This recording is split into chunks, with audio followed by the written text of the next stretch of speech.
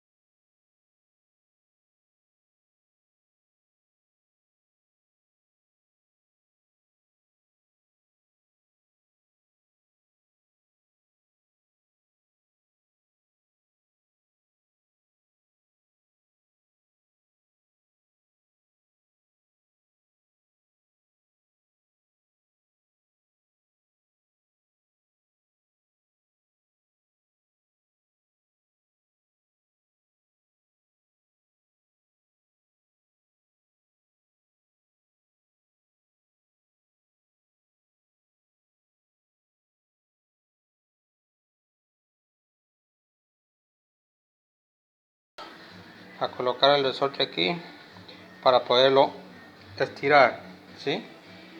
Lo vamos a estirar lo más que podamos para poder formar después nuestro resorte. Tengo que hacerlo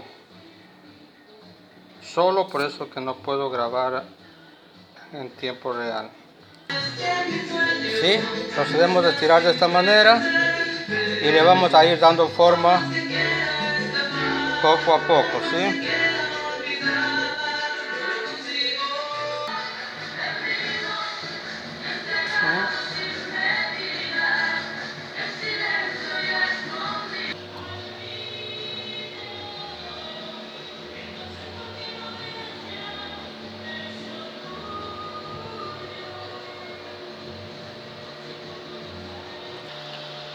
Bien amigos, este es el producto terminado. Este es el que se acaba de hacer caseramente, ¿sí?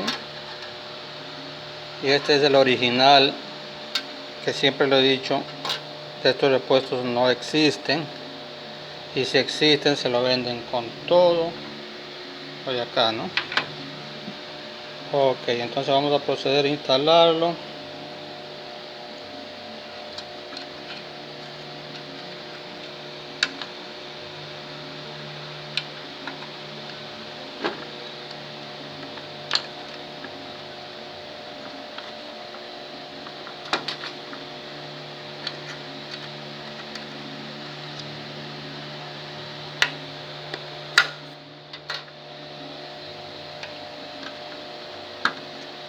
¿Sí?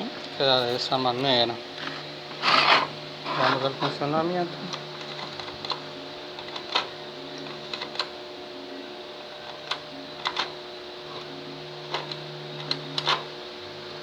¿Sí?